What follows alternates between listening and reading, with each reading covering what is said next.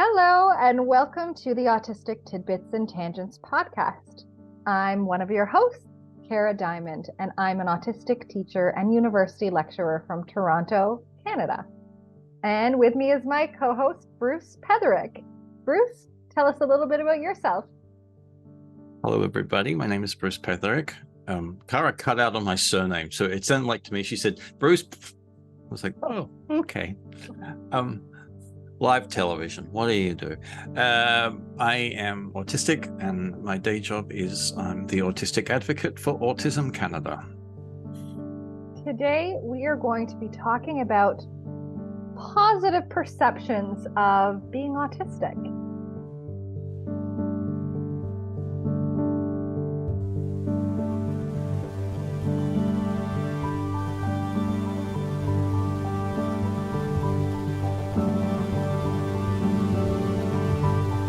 Welcome to Autistic Tidbits and Tangents. Candid conversations between autistic off-hour professionals. Cool.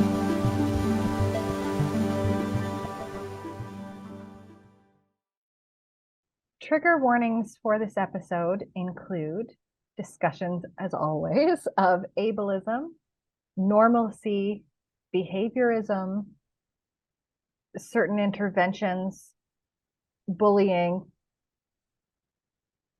Am I missing anything? Neoliberalism. Neoliberalism, the worst. So here's the thing. This is why I wanted to talk about this today. Part of my job is to do vetting. And what that means is that we get a number of pieces of media, mainly books and sometimes films, that people want Autism Canada to promote. And what's important for us as an organization is that we are really happy to promote work as long as it is somewhat positive and aligns with the values of the organization. And that makes sense. Anyone listening to me should know that what the values of the organization would be. Most of the time it's a positive experience, and we certainly don't approve everything we get, because there's just some things that are just not interesting or perhaps are too confusing. But one of the things that I really, really, really want to talk about is so many of the movies we get to vet are,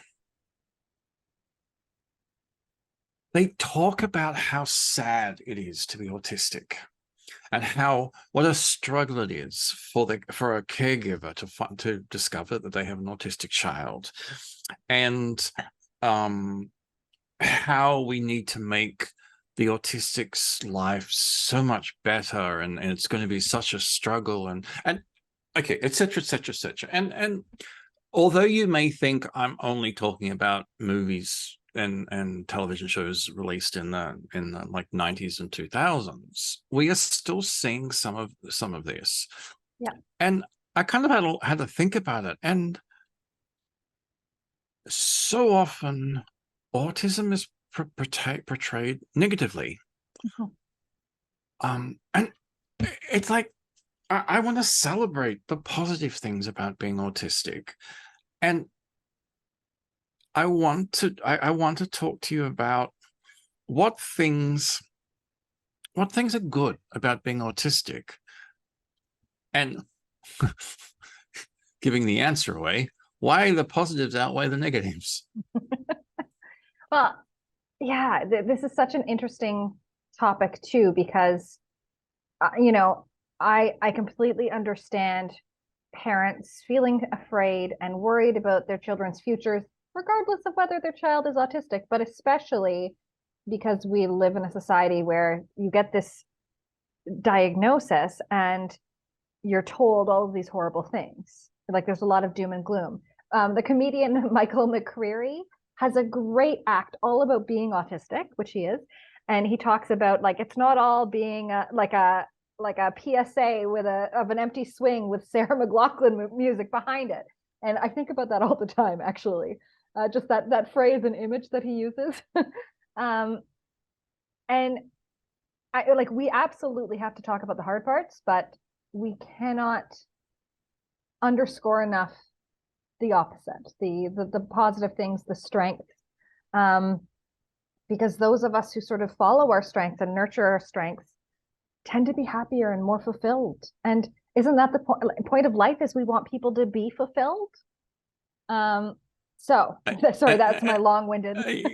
You and I, and this is a topic for another time, perhaps, but it's certainly something another thing that bugs me is seeing so much work done on career development for autistics, without actually just telling us how to live. Like, it's like, you need to make sure that your career is done and how to pay the bills and things, but so rarely do we get told how to enjoy life. And I think the truth is that inherently we do enjoy life. It's just people keep questioning us about, why do you do this? Why do you do that? Why do you parallel play? Why do you be by yourself? Well, it's what I like to do. Yeah, the value judgments on what we find relaxing or fun, as we talked about a couple of episodes ago. Yeah. But I actually think part of what is considered a positive trait for me is related to how we have fun, that we can deep dive into things, that we can extend our focus for like immeasurable amounts of time sometimes, if it's something we truly enjoy that catches our interest. So that penchant we have for curiosity and exploration of the things that really matter to us. You know, we can be deeply passionate about things and causes and about learning about the things that tickle our fancy. That's one of the right off the bat that I think of, one of the strengths that we have. The deep friendships we form with people just because they're different, quirky like we are, and different and quirky as we are. Have you seen an example? Like, have you seen like a television ad or a movie where a caregiver is told your child is autistic, and then something positive? Oh, that's it. On TV? No, I don't think so. I don't think so, though I of course know it can happen. I know that it does happen. When we had Dr. Garth Smith on, that's one of the things that he does a really good job as a pediatrician of underscoring, you know, here are the things that you might expect, here are the strengths to draw on, and a very balanced perspective. And we need more professionals to take that approach. It's also the other thing too is let's say, you know, let's say you have a child, and we're talking about children a lot here, and I do apologize because normally I'm always pushing the adult experience, but let's say you have a caregiver and your child is 2, and the pediatrician says there's some developmental milestones that, you know, may be a little problematic. You get tested, and there's a possibility of autism. Now, here's the point: there's a possibility, or the child has autism. How is that going to be expressed? Because our expressions are like spectromatic. I've just made that word up. I love it. Spectromatic. That's a great word. Spectromatic. And so it's like, look, yes, your child may grow up and have quite severe communication difficulties and perhaps have some physical difficulties that comorbid with autism, or, you know, bad things. But they also could be as lucky as maybe, let's say, I am, where life has been pretty good. There are communication difficulties. There's some social communication difficulties. But did that affect my childhood or how happy I was as a child? Or no, not at all. And okay, this is my example, but and what about your example? So you as you were speaking about that, I was thinking like my most miserable years as a child, what offset the what offset that was really the fact that in my home life, I was allowed to pursue passion. I had my own reading nook in my bedroom. I would write stories. I would share those stories with my dad. I would edit his work because he's also a creative writer. And so for me, like having passions and things that I felt good at and worlds that I could enter into at home helped me significantly, even though I was pretty miserable at school and didn't feel like I had friends grade 6, 7, or 8, and in some cases was pretty badly bullied as well. I left that school, and then the next school I just felt like I didn't fit in and the girls didn't particularly like me, but it wasn't overt bullying. And I just sort of resigned myself that I won't have friends at this school, and I should just focus on like the things that I enjoy, like being in choir and my artistic pursuits outside of school.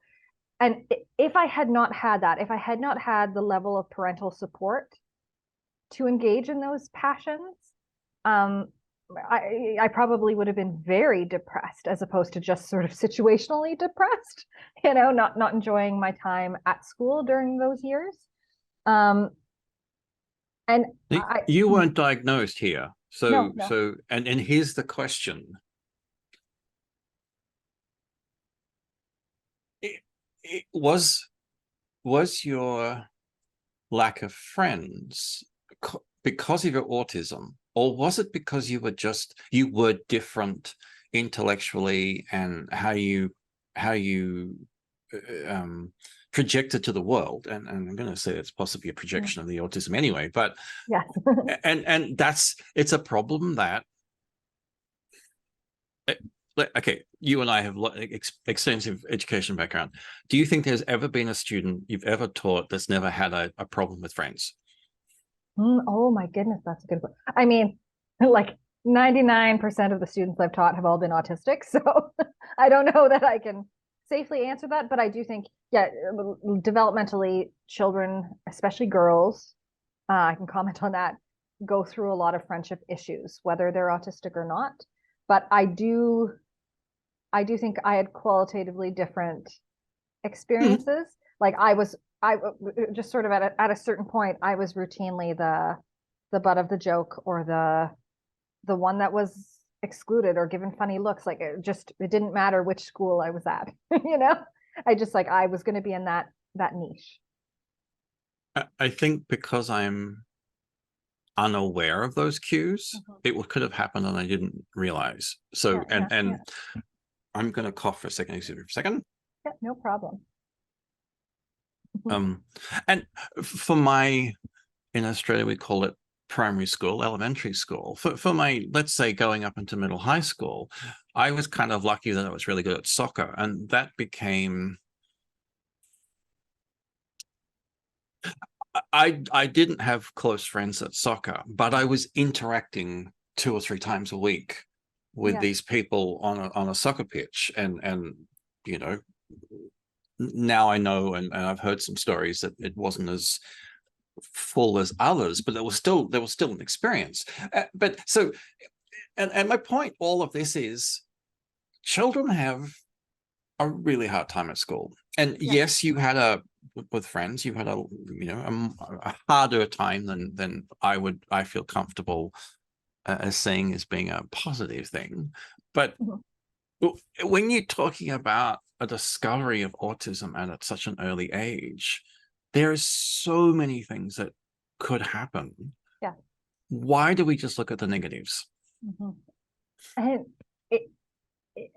it's interesting too, because I think we've done a better job, societally speaking, of positioning something like ADHD as having positive traits, though they have the opposite problem, where then people who have ADHD have to try to convince people like, no, this is a disorder. This is really challenging, and so we definitely have to be accurate about things that we experience, whether they're good or bad. But let's get back to thinking about positives.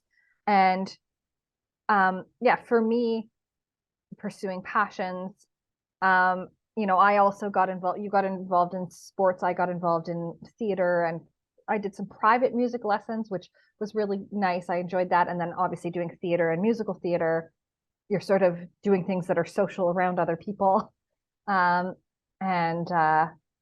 that really was my world in high school. Outside of school was doing shows. So yes, passions, curiosity. What else would I say? Ability to sort of think outside of the box and connect things that other people won't necessarily connect. Seeing those patterns. I want to smash the box thing. Like thinking outside. See, thinking outside of a box in my head goes, "There's a box." Like, and maybe that's a positive thing an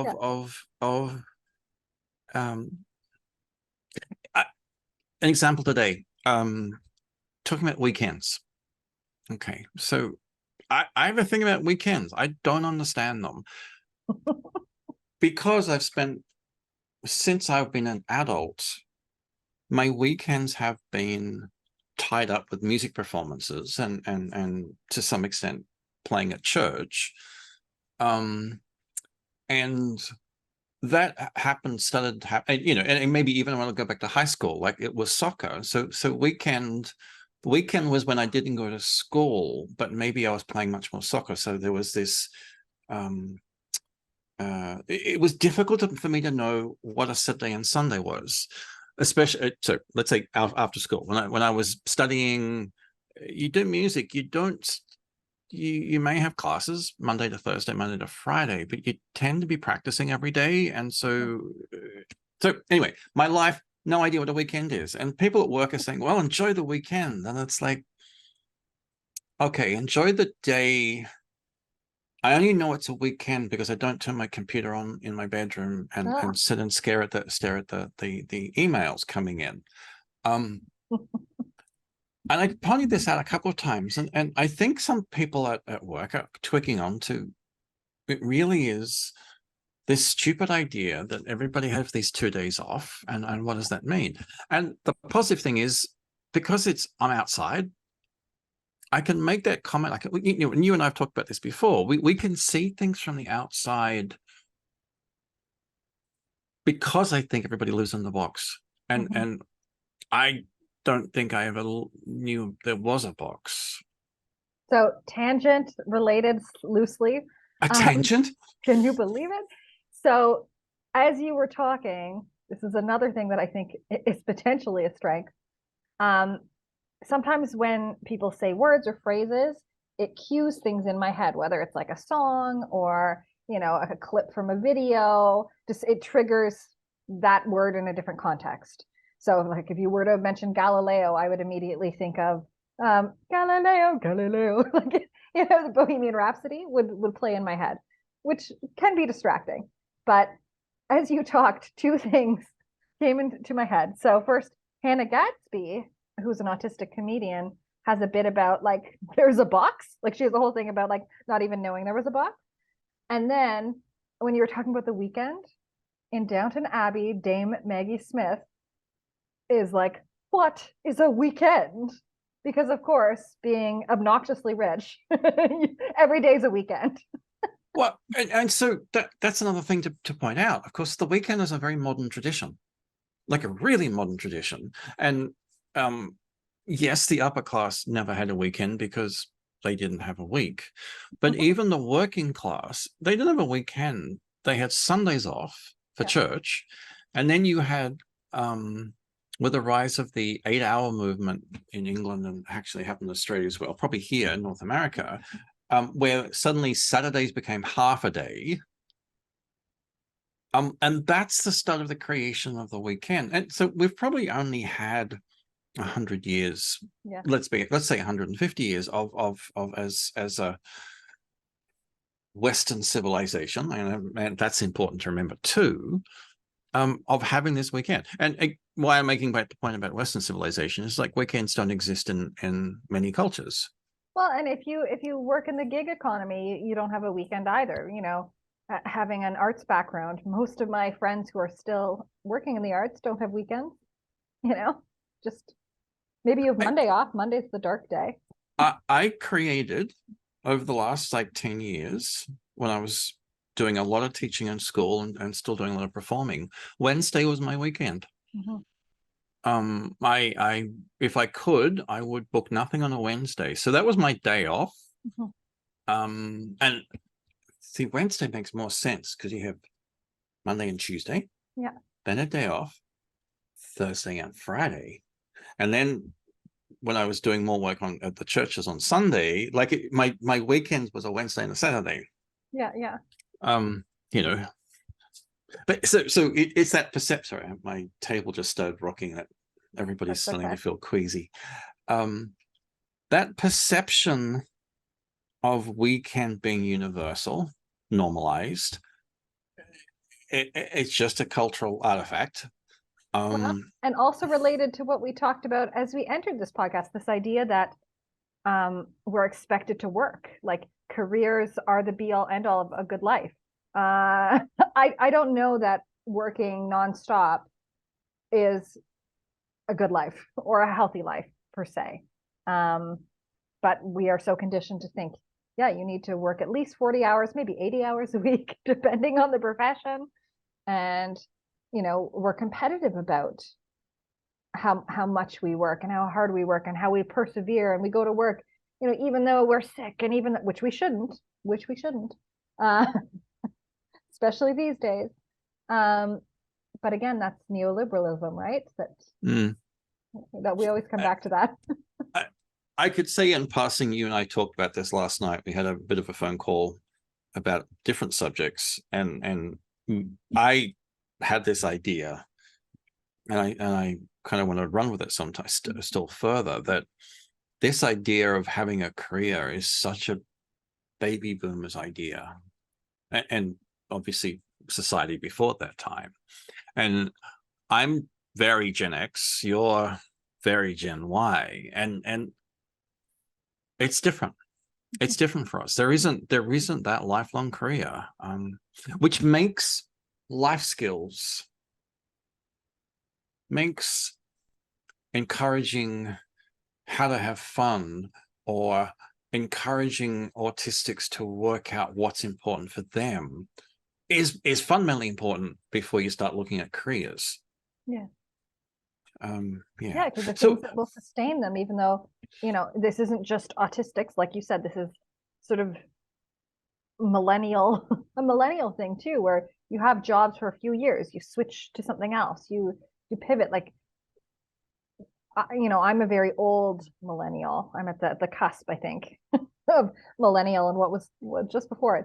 But we don't have the single career at a single company the way that the baby boomers did. It doesn't happen. So what gets you through all those transitions? Because that, of course, it's a lot of transitions to switch jobs, switch job sites. You have to meet more people. You have to mingle. You have to be good at sort of hustling and introducing yourself. Like a lot of those things are actually very hard for us as autistic people. So the through line really needs to be the other ways that we find fulfillment and joy. Which I think we have as children, and normalization trains us out of it. Yeah. So, and we're not supposed to find or express joy to the same degree. And I still do. I think that's one of the things that my friends and loved ones appreciate about me is I get really like childlike excited about things. You giggle. I giggle. I flap my hands a little bit. Like I definitely giggle a lot. And you can just see when I'm like riveted by something, and that is one of my favorite things about being autistic, is that I hope that I never lose the level of engagement and excitement that I feel. You and I are different in this way. I think you express your joy. You openly express your joy in a way that is culturally acceptable or culturally semantic, if I might put it that way. Yeah. I said you giggle, and you do, and it's not. It is not it's such a part of your personality. Yeah. I don't smile. No, you don't. I don't. I do. I can when I'm comfortable. I laugh. I think a lot of people think of me as being dour because I've No, got. because you have like especially when you're calm and relaxed and enjoying something, you have like such a softness, like a softening that happens, a gentleness about you, where it's like I can tell. I mean, I can tell when you're enjoying something, and who knows if other people can't. I don't know. Can't comment on that, but I can tell when you're deeply engaged. Here's the thing: if I don't like something, I'll say it, and it's like what's simpler than that? Yeah. However, and my point to this though is, I feel as deeply as you do. It's just not part of my expression, except when I'm playing the piano or conducting. So I hear, and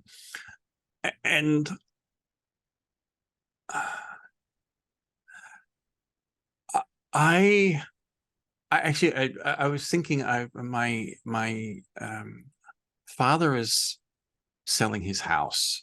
It's time for he actually at one stage owned 3 houses in 3 different cities.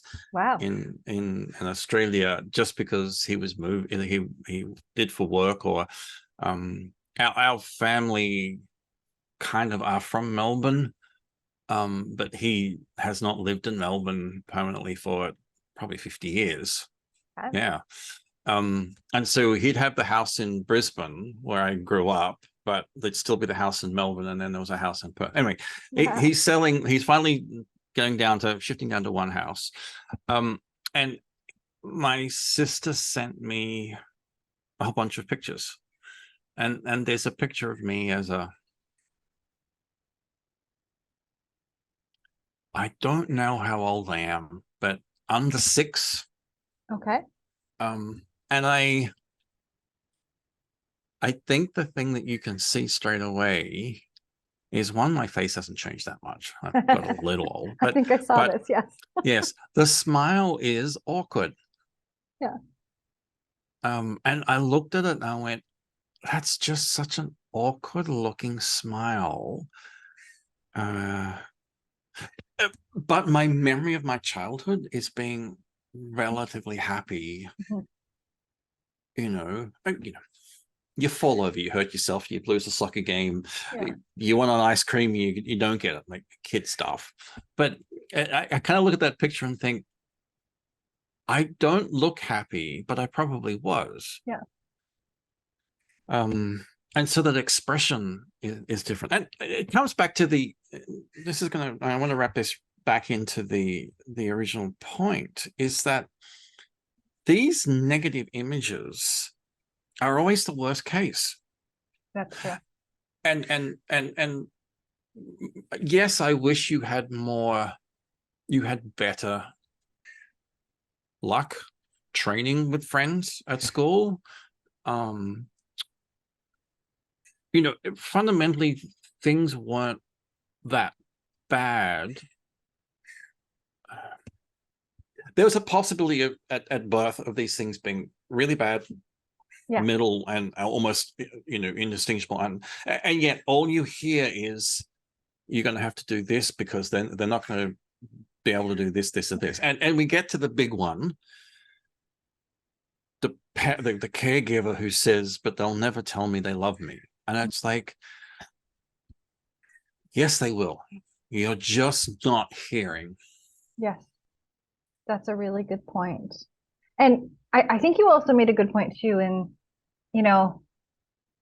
how we express emotions is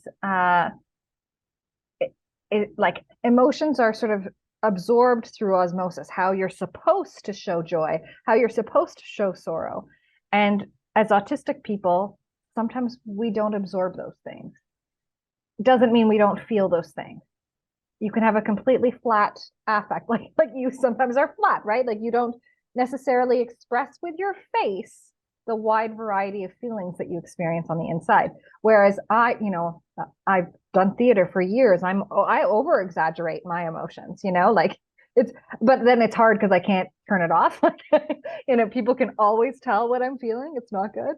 But you cannot look at someone and assume they're not excited, they're not happy, they're not, that they don't have feelings. Because I think that's what people think. I think people go, oh, they're not showing it, they don't feel anything. You've raised a really important, I was going to say cultural aspects, and I'll actually park that for a second, but it's the making a judgment you can't tell how we feel is fine. It really is fine. It's like if you have 50 friends and 49 of them react a certain way to, a cow falling over in the field, and it's funny, 49 of your friends laugh and the autistic one doesn't show the laugh, doesn't open their mouth, doesn't guffaw, whatever. Misinterpreting from facial and body expressions of what we're feeling is fine. Where do people get the idea we don't feel anything? Like, where does that happen? Yeah, it makes no sense to me. And I have he says, banging the table. I have a friend who's autistic, and they were talking about how there's a picture of them in childhood or maybe early teens. And for a long time, they hated the picture because they thought that they were showing too much emotion. But I've seen the picture and they don't, like, it doesn't look like overtly happy or anything like that. But that, like, their internal experience was, this was a moment of great joy. And then I was embarrassed by the amount of emotion I showed in the picture, even though it doesn't look to me as an external observer that it is a tremendous or embarrassing level of joy by any stretch. Yeah, we have these like cultural norms of how people should react to things. And then we get in trouble for not reacting those ways. And like, I have learned time and time and time again not to jump to conclusions about children or anyone, really, and to just ask people things like, hey, how are you doing? What are you feeling? Like, ask people, because you don't know. And the amount of times I've had a student where I thought they maybe weren't upset about something, and then later on I get them writing about the event, and this flood of huge emotions comes out in writing about their experiences that you would never track in their face or bodies. Like, I've learned, don't judge, don't assume, get curious.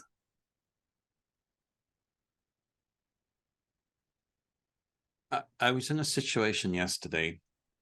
I'm going to try and anonymize this situation.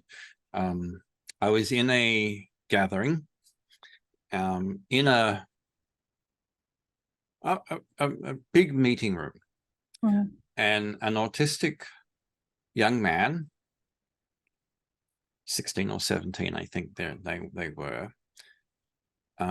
came in, and immediately noticed that their shoes were making an interesting sound. Yeah. And then they started to hit their feet on the floor because it was a really interesting sound. Now, there were 30 or 40 other people in the room, and the parents started to stop the behavior. And much as I'm very pro, let us express it wherever, we're in a busy social situation, making too much noise can be a bit distracting, and so maybe this is not the right time. I thought the better response is, what I did is I went over with my shoes and started making the sound and said, makes an interesting sound, doesn't it? Yeah. Like connecting to the, It was an interesting sound. It was a wooden floor, boxy, and it was like, what is wrong with expressing that joy of the sound and then stopping? Like, you know, he stopped, whether it was there was something else going on.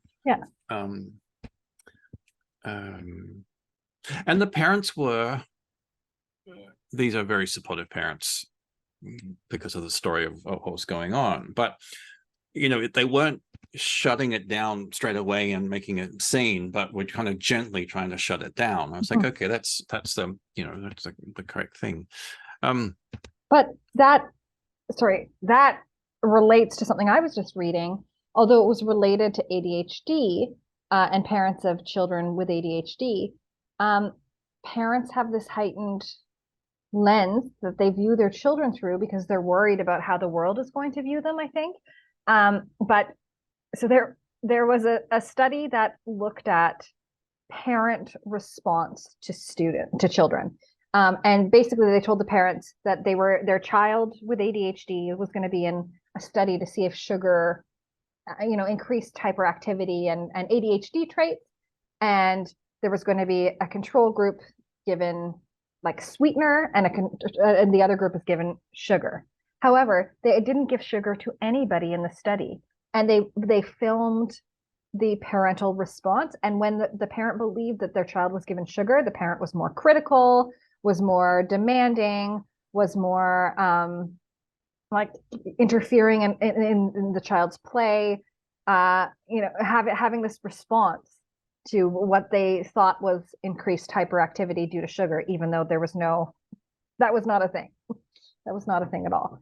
But yeah, I certainly don't blame parents. I understand their self-consciousness. I understand they want to protect their children and they want their child to fit in easily. But certainly how society informs the narrative about what autism is and any other disability impacts on parents and how parents perceive their child and how parents interact with their child. And we need to have that sort of counter narrative that, yes, you need to prepare and you need to help and you need to support, but you also need to nurture. So again, at Discovery, be told positive things, not negative things. Yes, exactly. Well, be told both. Like you can be told like this, it could be like this, but it certainly is not like that for everyone. There's positive examples everywhere. There's things that you can do that are going to help your child tremendously and help your child form a bond with you and a trusting relationship with you. And like the groundwork needs to be that relationship. It needs to be the nurturing the strengths. It needs to be getting curious about how your child's experiences are different than your own. And finding ways to communicate that makes sense to you and your child together. I really came today with the intention of not talking too much negative. Yeah. But you are emphasizing a core problem that we have with the autistic industry is so much of this is to make the caregiver feel better.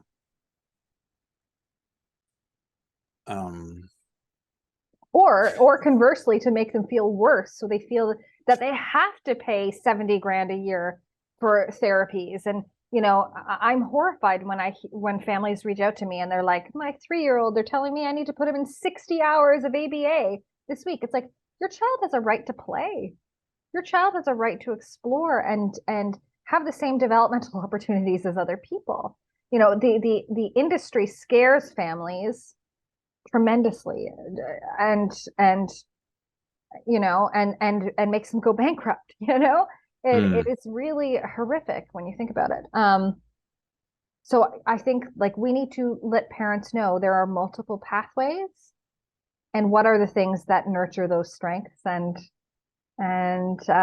passions and that help sort of down regulate your child's nervous system. Because I'm going to make a sweeping generalization, Oh, go on. But I think the majority of us would probably say that, like, anxiety, unpredictability are the hardest parts of being autistic. Coping with anxiety, unpredictability, sensory, like things that activate our nervous system. And so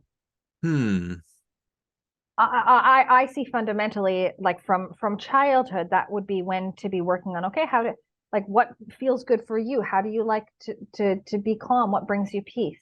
What helps you when you're feeling really upset? How do you take a break? Like those kinds of things are going to help so much more than anything else that I can think of.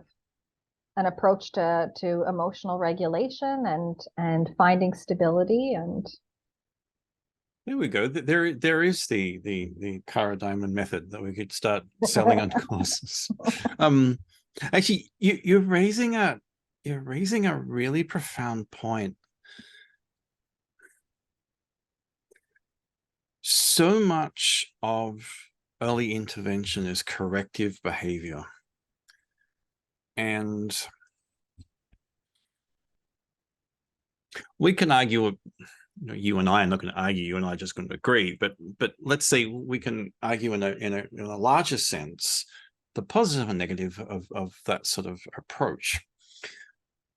What I think the world is not seeing enough, though, is that sort of intervention is super important.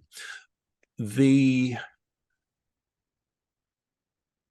emotional regulation without forcing it in one way, the exploration of sensory issues, and seeing some of those as positive and some of those as negative. And then you have the situation with having hyper and hypersensitivity to a same sensory input, depending on the time of day and things. It's like, but again, it's building that somatic awareness, right? Yeah. It's being like, yes, sometimes you might notice the sounds really bother you, but at other times you really like to listen to your music loudly. Why do you think that is? Isn't that cool? Like, senses can be variable. Yeah.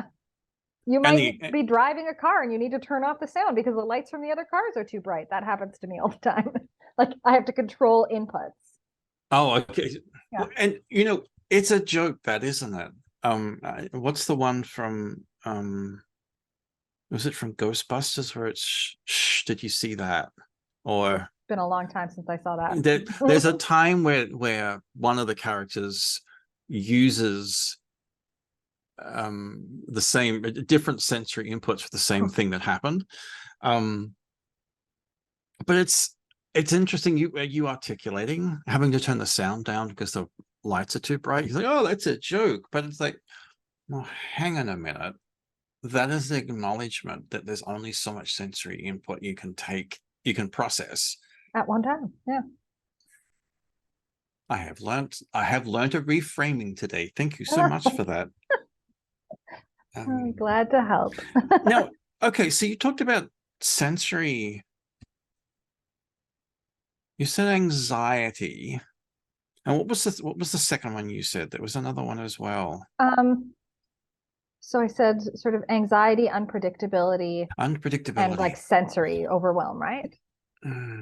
Which to me are all nervous system related. Those are the for me the hardest parts. Yeah, everything else kind of ties into those things. Yeah.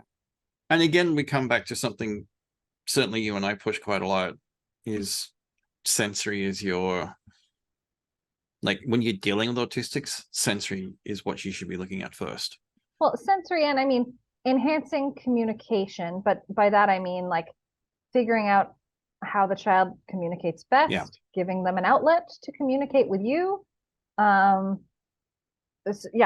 always tell parents of young children, occupational therapy to explore sensory, and speech and language to enhance communication, obviously neurodivergent affirming, like you want to try and find people who have a particular approach, but that's, to me, that is the direction that I would take with my own child. So let's shift for a second. We're talking about, when I started talking about the idea that germinated this discussion point, let's now flip it to adult diagnosis.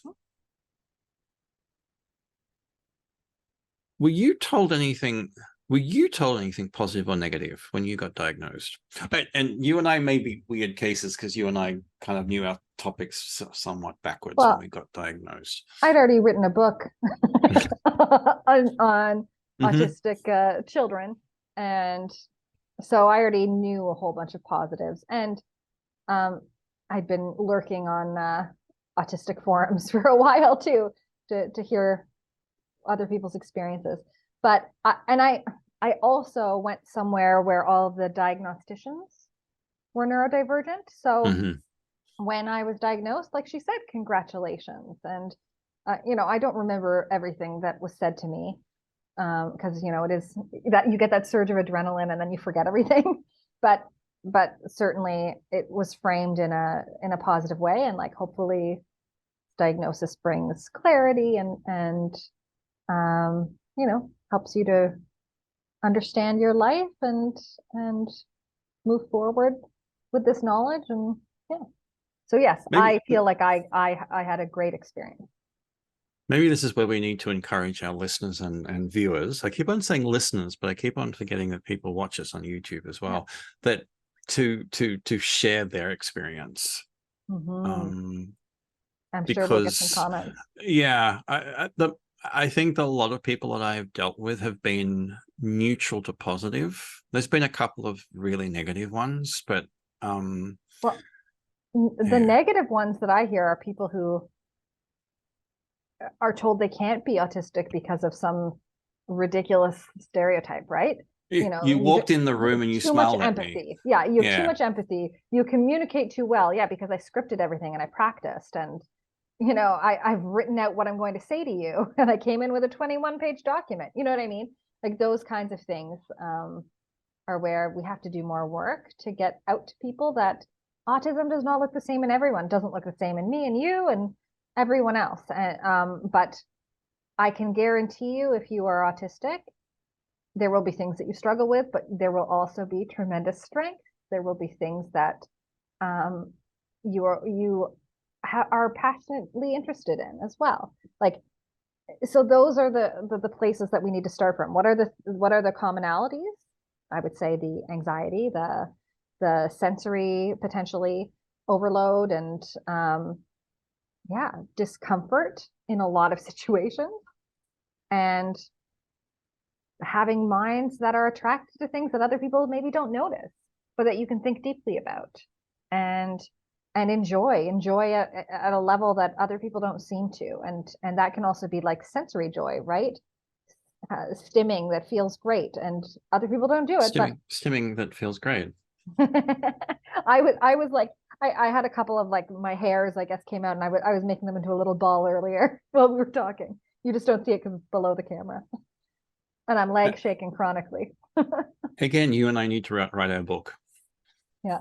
Oh, well, I'm trying to write this other one. Yes, and it's so slow going. you get your second one, and then I'll give you a little break, and then we need to get down and talk about it. I mean, I'm not joking about it because I think it's really important. But what the things that we've been talking about, the positive aspects of diagnosis, it's a huge problem in children.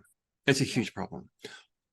And a lot of that's a big, we would have fixed a whole bunch of different things with this. But even in the adult domain, there still is this lack of things that we've been just talking about. Like how can we share what's positive about autism from an autistic perspective?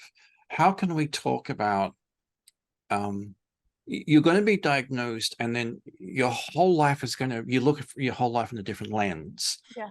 And that's not to say that you need to change anything, but perhaps some things that you've been doing make sense more now from an autistic perspective, and you can work with that, Yeah. you can play with it a little more. Definitely. And You I can kind like of let go of things that you're angry at yourself for, or that were just like super confusing, why you couldn't behave like other people in that scenario, or why it landed differently, or why you had difficulty in that situation. It just like it gives so much clarity, and with that hopefully comes also that self-compassion piece. there was nothing wrong with you at school.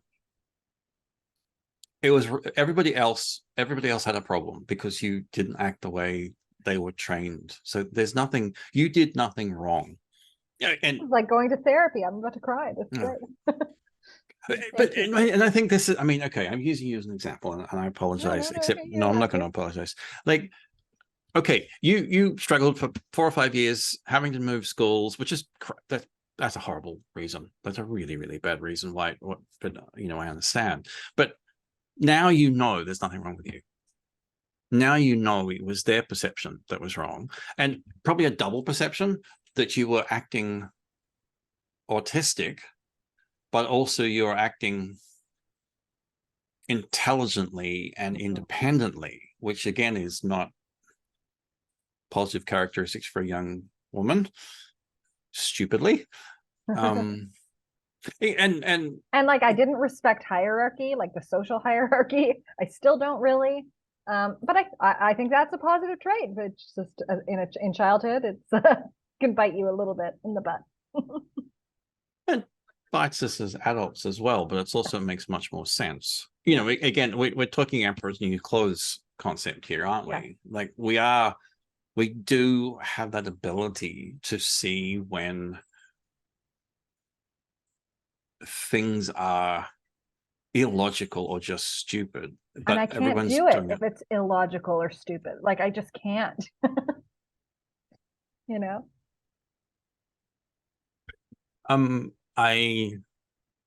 So going like the book, part of the reason that I think it's important for us to write the book is to give autistic adults, late diagnosed autistics, a reason to do the diagnosis. Or self-diagnose, which you and I, you know perfectly well, it's completely acceptable and positive, and but yeah, valid and aren't accessible enough to everyone, and so yes, of course, self-diagnosis is valid. So us being able to help. Here's some reasons. Here's some things. Here, you know, talking about your school experience, talking about some of the. I'm trying not to give too much of my adult life because I think you want to ask me a question a little bit later about that in the moment of the day. But giving a newly diagnosed person a perspective lens to help them see what happened in previous life, part of their life, and also to understand perceptions. Perception. Yeah, and this rolls back to the original point. Is these movies that I have to vet, it's all about normalized societal normalized perception, and which ignores our experience and explores an ADHD experience, or ignores a deaf experience or a blind experience. Again, we're talking that this perception and judgment. Well, and go on. No, and you know, our definition of normal becomes narrower and narrower, it seems, all the time.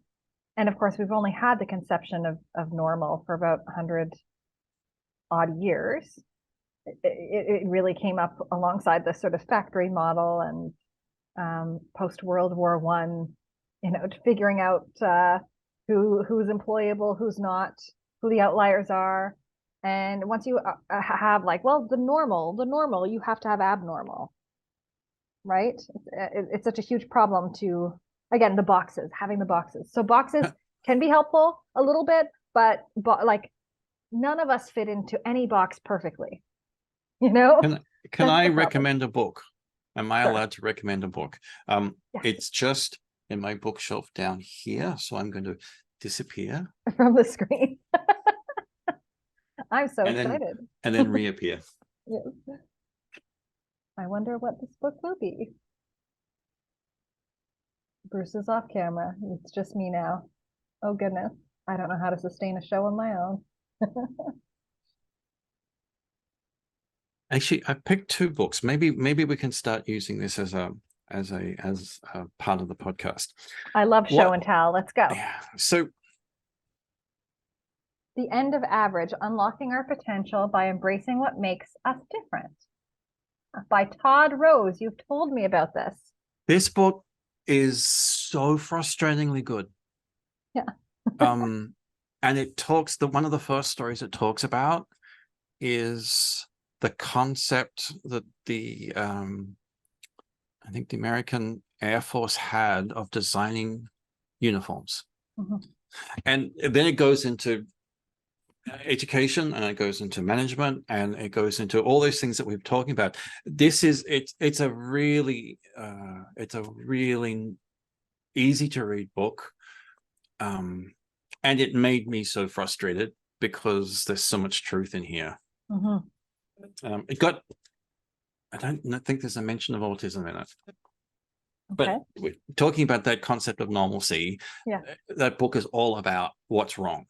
Okay. With the idea of normalcy. I look forward to reading it.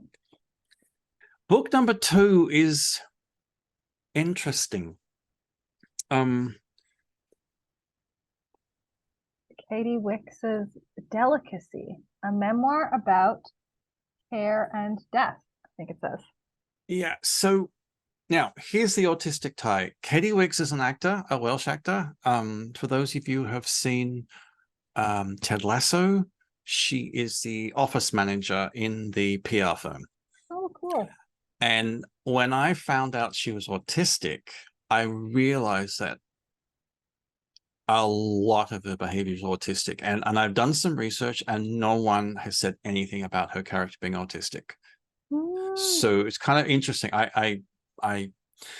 She's such a strong woman. I wonder if she just put those things in herself. Anyway, I was expecting this book to be about autism, and it's not. It's got nothing to do about autism, but oh my, is this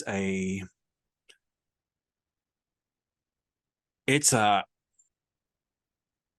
deep, honest book. Wow. And I hardly recommend it. It actually was, 2019, I think. I think it was successful in England. I don't know too many people who know it here in North America, but I keep wanting an autistic thing to drop. Yes. And she doesn't.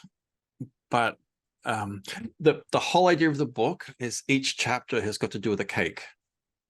Interesting. And it's sometimes it's extraordinarily a thin tangent. Sometimes it's a deep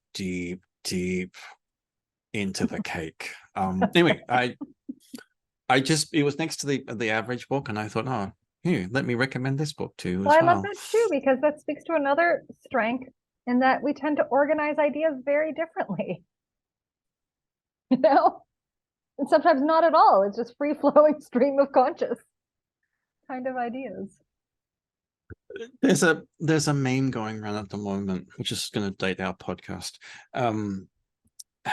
It's about, if your desk looked like this, and this was Einstein's desk, it means you're intelligent. And no, it doesn't actually, because Give me something to live for, Bruce. As I look around. Well, no, but I think this is the point. It's like you and I are messier than other people, but it's not a reflection of our inherent intelligence. It's a reflection of our personality and our executive functioning skills. Well, but so here's the thing about the executive functioning skills, and I'm going to bring family life comes up here again. I hate it when my family, which is code word for my wife, cleans up in this area. I hate it. Yeah. Because things I know were at this point are not at this point anymore, and I can't find them. Because you're uncomfortable with unpredictability, bringing it around. But if you had a picture of the workspace, it's like, how do you organize? You're like, how do you know that that's there? It's here, and this one's here, and this one's here, and this. It's like I can. So is that executive functioning? So I think the skills that we need to plan and organize space is executive functioning. I think so this is sort of an ADHD trait, but out of sight, out of mind, right? So I need to often have clutter out, because if it's in a drawer, I won't remember it's there. Yep. That's the reason my vegetables die in the veggie drawer. I don't see them. I don't remember that I bought them.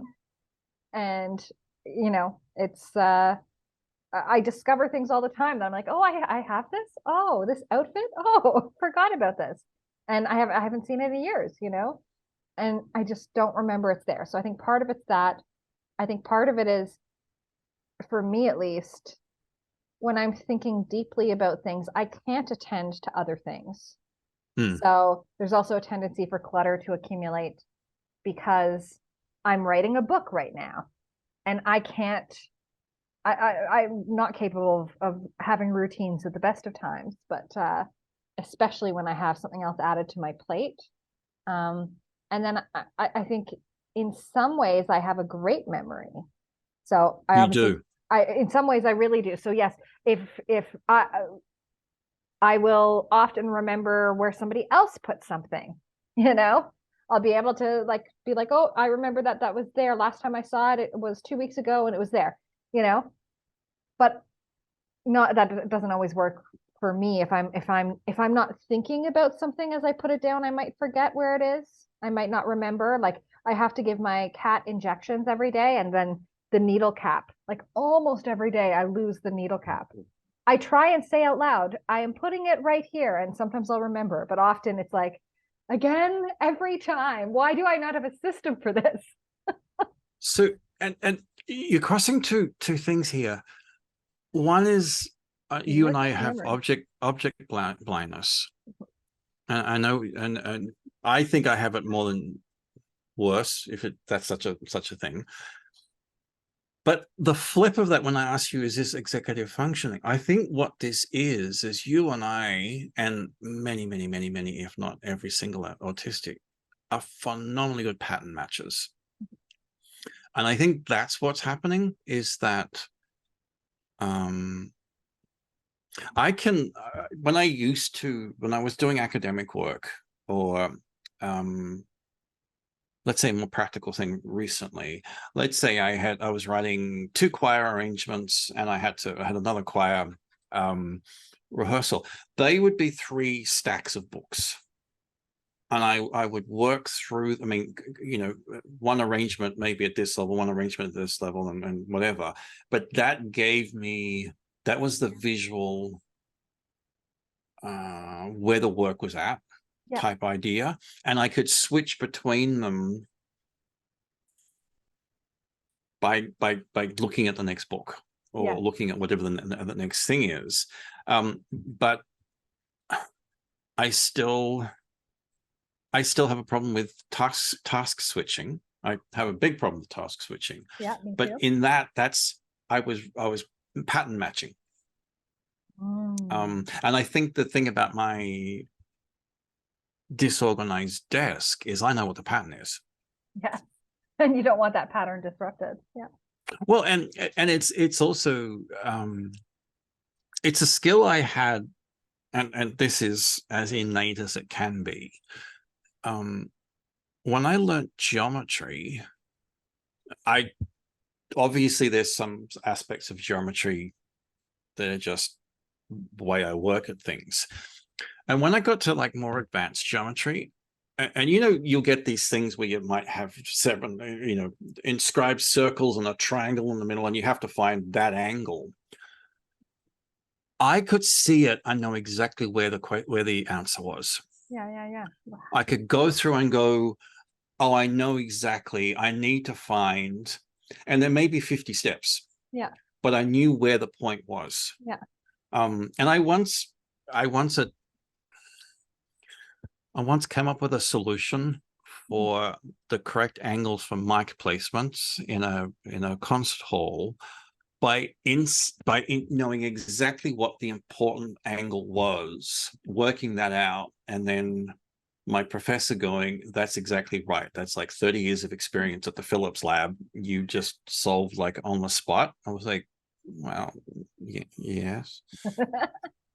Now, it was a constrained, you know, I was given constrained details, but it's like, so that going through this completely complex set of images, knowing exactly the point I needed to see, positive thing about autism. Very, very much for me. You impressed me with your recollection of quotes from books.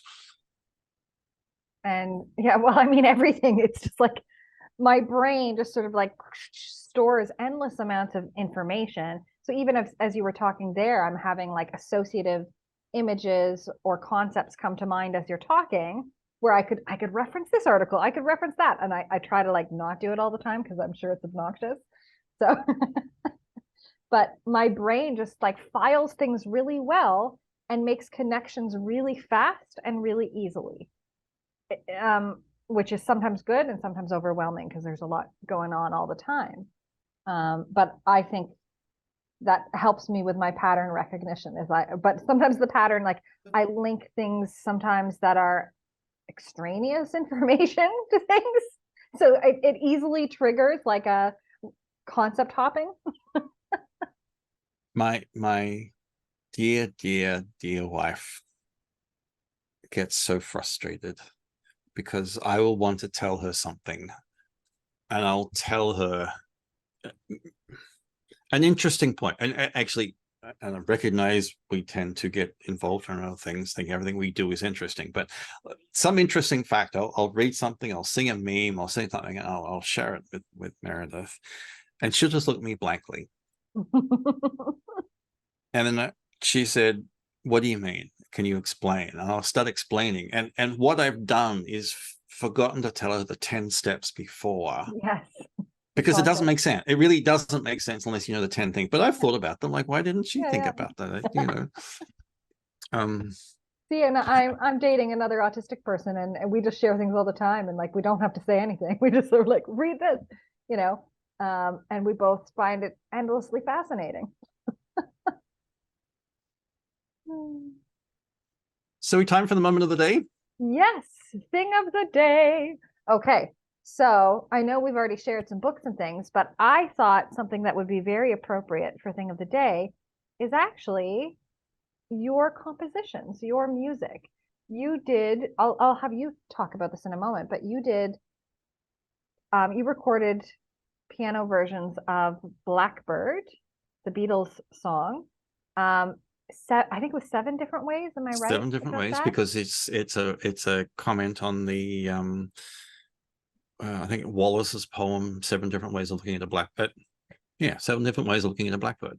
So there you go too, associative links, right? Like you linked these concepts, and each of them is a different genre, different, vastly different styles across those 7 compositions. And I just thought, like, how autistic, how you did it. And I want to hear, like, how does autism come into your music? How does it come into your composition, your creation? So, good question. I don't recognize a boundary where my autism starts and stops, and I think that's a, you know, some people find that problematic, but for me, it's interesting. So, where does autism fit into my music? Everywhere. Where does music fit into my? Where did autism fit into my music? Yes. Where does music fit into my autism? Everywhere.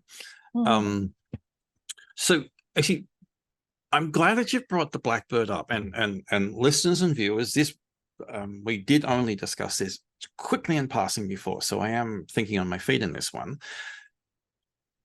The story about that was I had a friend who was speaking at church, and this is a church I used to attend, and she wanted the song Blackbird as the, we called it special music back in that church, and she said, I want Blackbird, and my wife was going to sing it. So I thought, what I'll do is for the next 7 days, I will create 7 different versions of Blackbird. Now, I did not think about what I was going to do. These were literally sitting down at the piano, improvising, and I maybe spent a small number of seconds thinking about what was going to happen. So one was, the piece was in, the melody was mainly in my left hand. One was playing it in a minor key rather than the major key. One was playing it very slow. I think that's the Bruce version, because there were lots of spaces and things. And there were those kind of conceptual words, but then I allowed the improvisation just flowed from those ideas. And it's a pure viewing into my improvisation creative process. You know, you'll hear people, and we've talked about jazz before on the podcast, you know, jazz being completely free. And the truth is, jazz is rarely completely free. That the best musicians are, the best jazz musicians are playing music that I've played before. And you'll hear, like, if you read biographies of the really, really top famous people,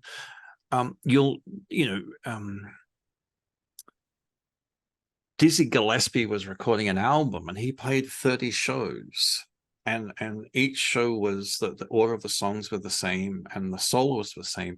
And over those 30 shows, the soloists started working out what works best for the song. So when they recorded, it really was the best bits of 30 days. And it's true of even something as famous as Kind of Blue, where the musicians only saw the music like the day of the recording.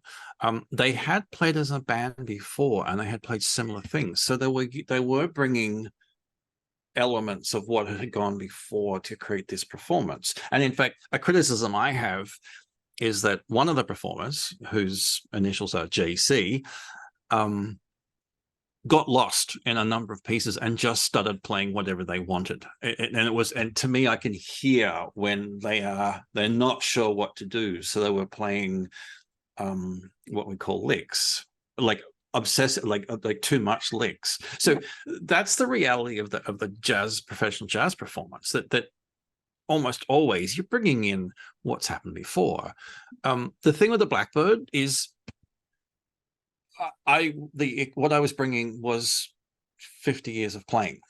So there wasn't, a lot of it was an idea. A lot of it was the left-hand version is based in the Ravel left-hand piano concerto, because it's one of the pieces that I studied and have never performed in public because whatever. But there's techniques in the Blackbird version which are taken straight from the Ravel, and it's the concept of what that is, and it's very classical. And yet there's some of the other pieces that are very whatever the Bruce style is. Created. The one with rain. I love the one with rain. No, I think that's the left-hand one too. That's the left-hand one? Okay. Yeah. It's been a while since I listened to that. And there's Bruce has there's a thing about me having raindrops in a lot of my music. For about 4 or 5 years, Twinkle Twinkle Little Star was in every single thing I played.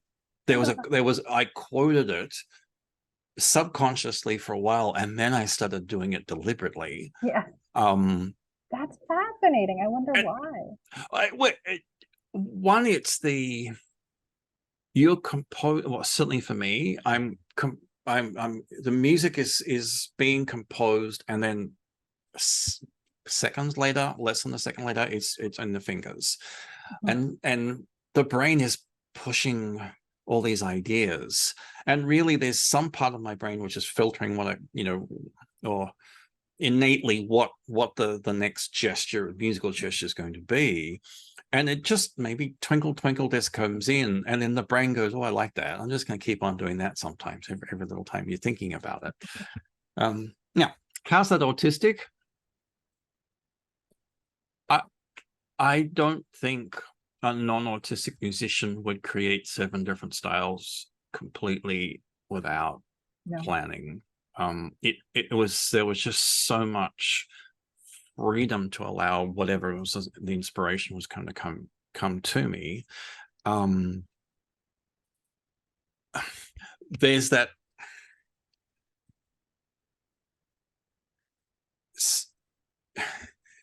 when you're playing, especially when I'm improvising, you don't want to, it's so easy to get into a pattern that you realize is another piece of music.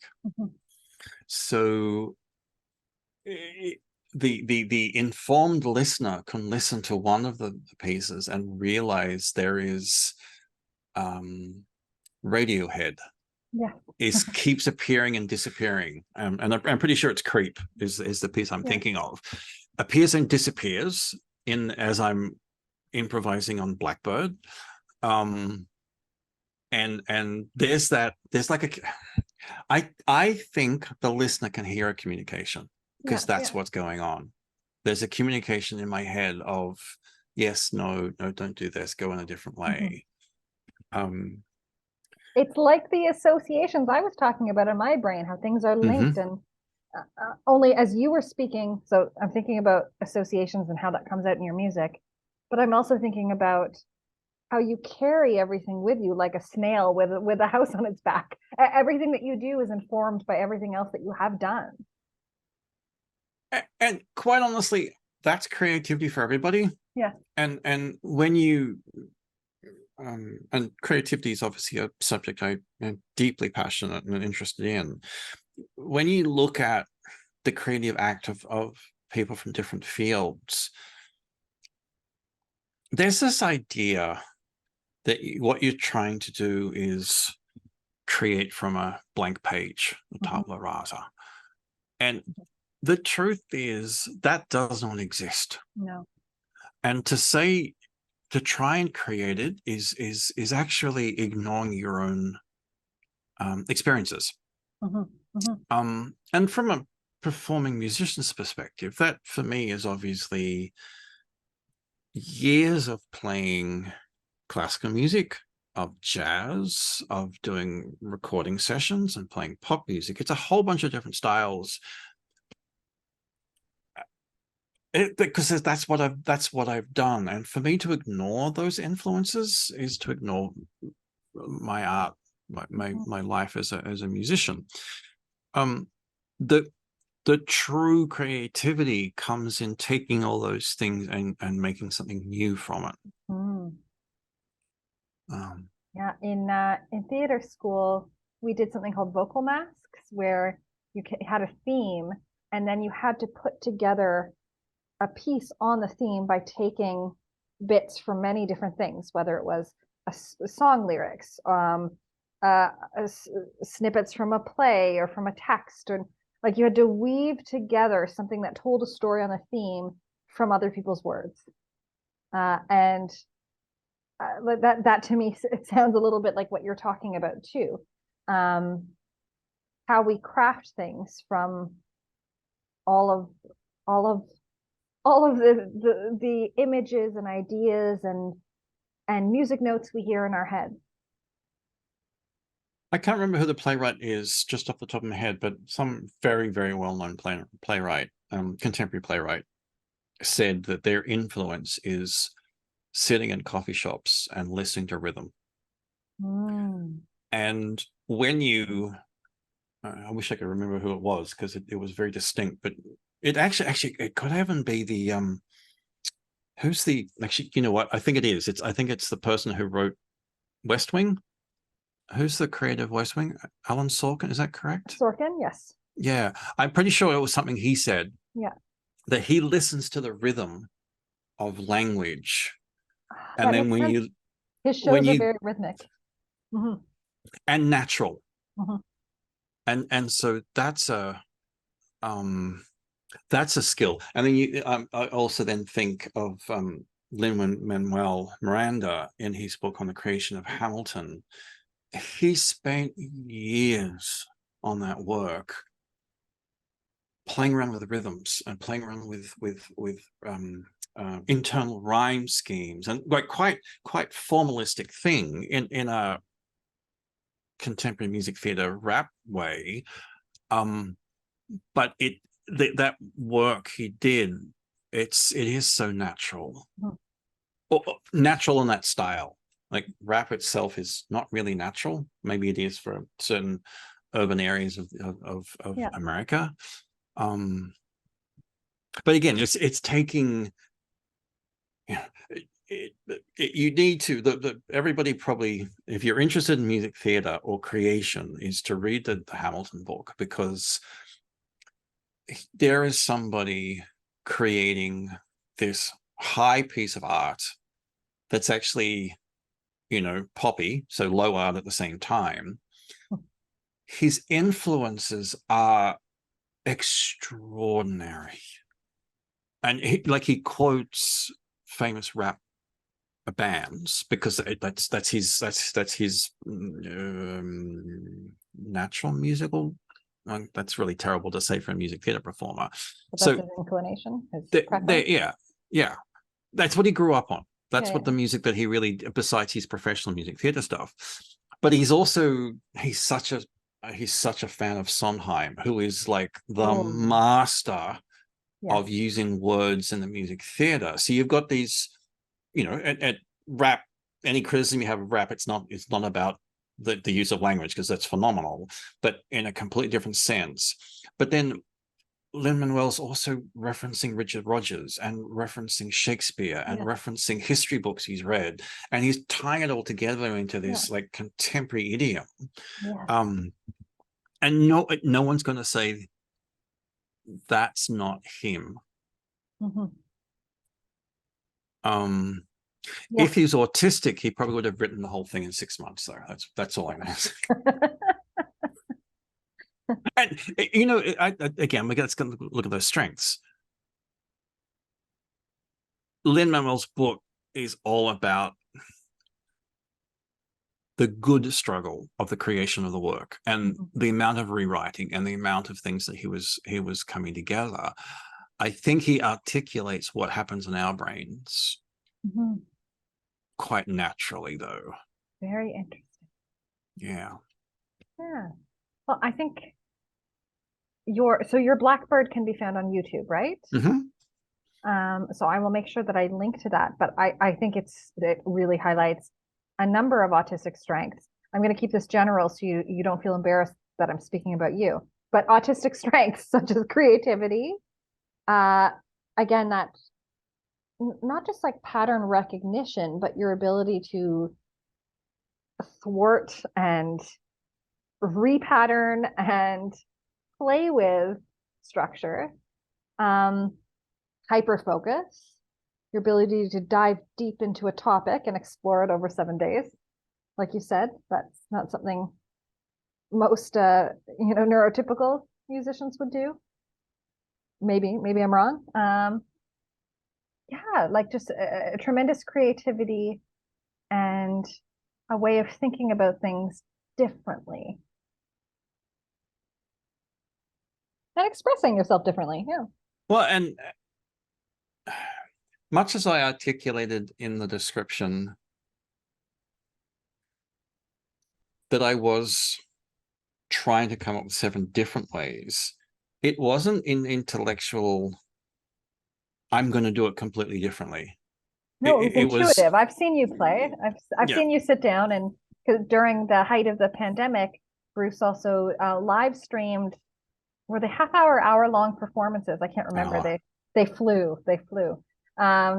Performances where he would just sit at the keyboard and set up his cameras and play and just create on the spot.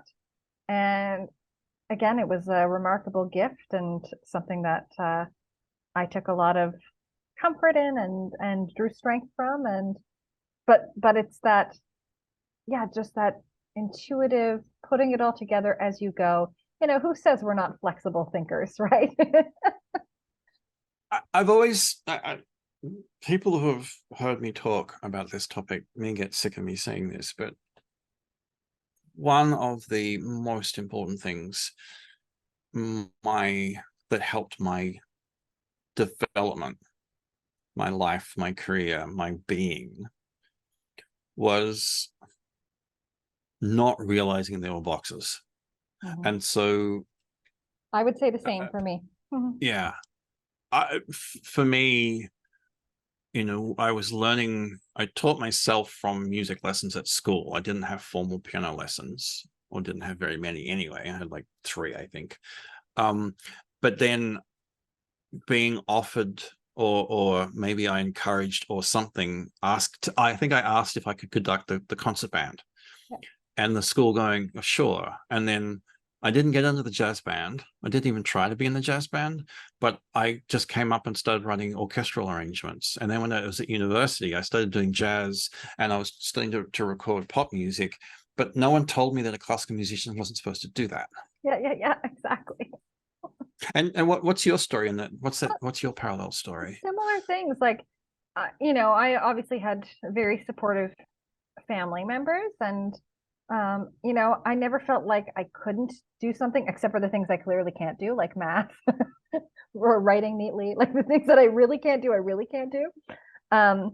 But I just engaged in like one creative pursuit after another and experimented with different types of writing. And I wasn't bound by form. I wasn't bound by like what the conventions are supposed to be.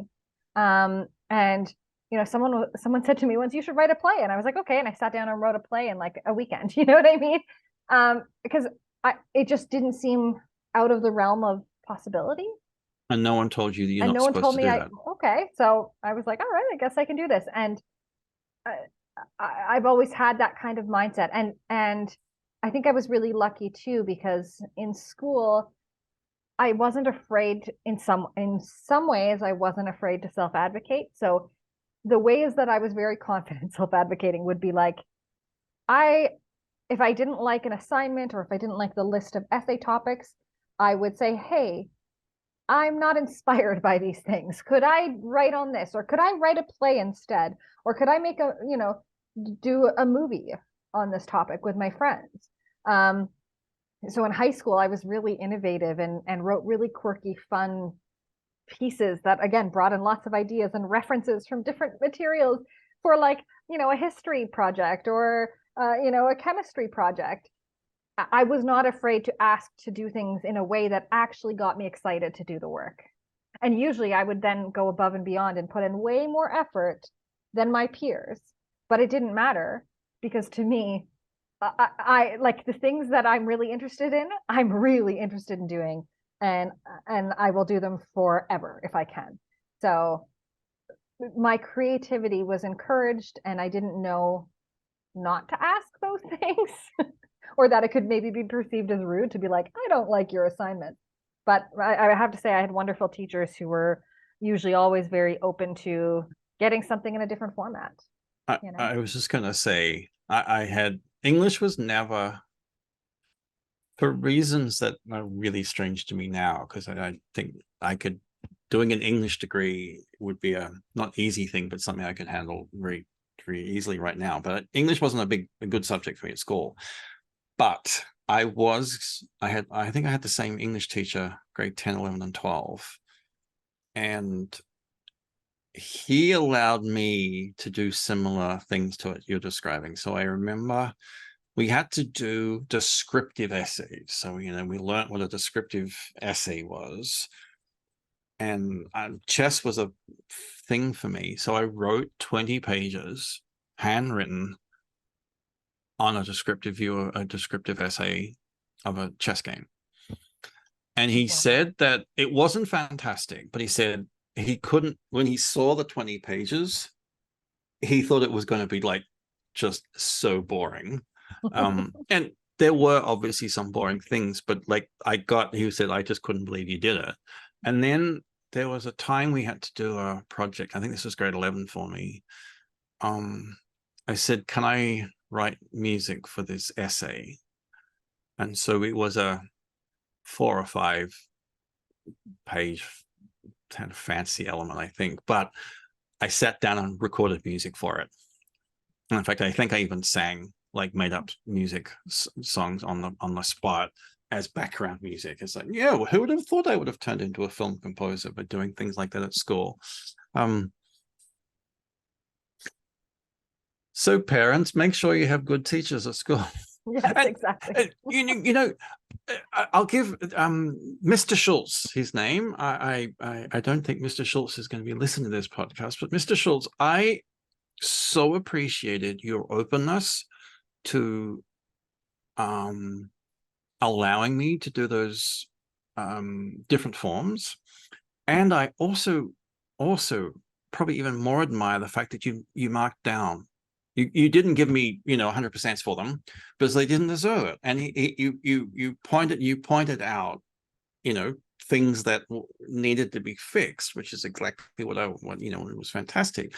So not only was he open, but he was still also a valid teacher, and I learned a lot about things I thought I knew.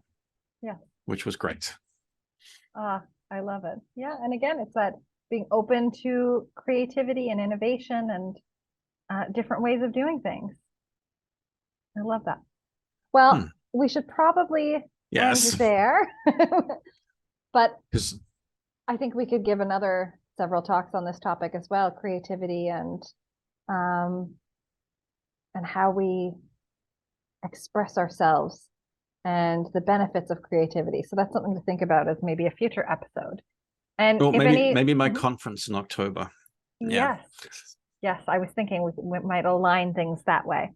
If anyone who's listening or watching has any ideas for topics you'd like us to dive into, please don't hesitate to mention in the comments. And thank you, as always, for listening this far, and we look forward to talking with you all again. Bye. Bye.